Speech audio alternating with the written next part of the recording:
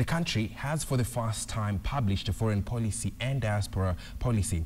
President Uhuru Kenyatta today launched the two documents at the Kenyatta International Conference Centre in a ceremony attended by ambassadors, international envoys and members of the private sector. The documents are based on pillars including economic, environmental, diaspora and peace diplomacy. Sharon Mumanyi attended the event and now joins us live. Sharon, we did not have a foreign policy before. Is this the case?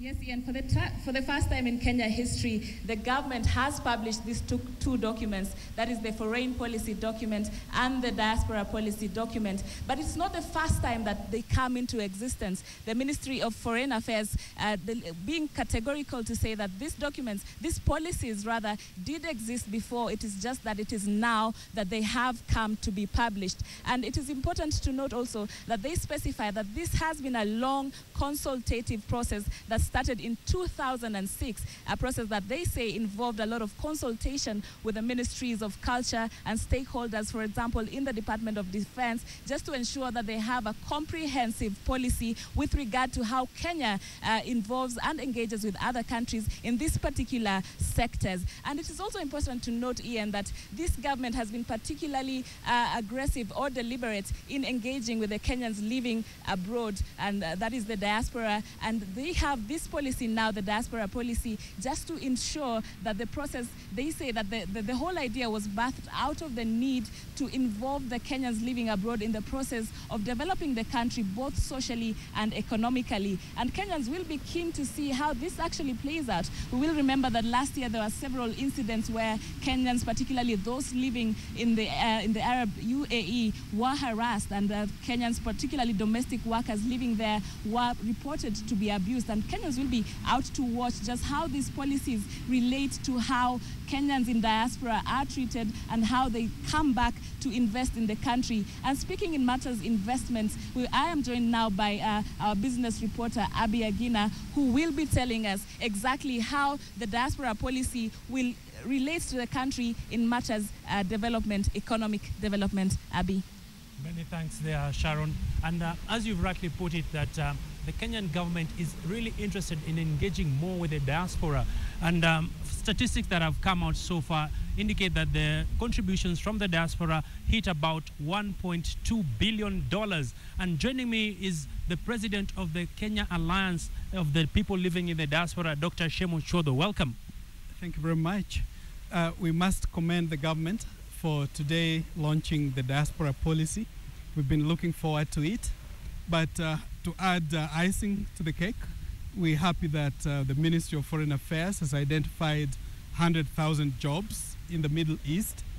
As diaspora, we're going to work closely, and most of the Kenya Diaspora Alliance, or KDA, are going to work very closely with government because we have membership even in the Middle East. Some of the senior Kenyans who are already established there, who will be working with the new Kenyans who may go there to ensure that their rights are not violated.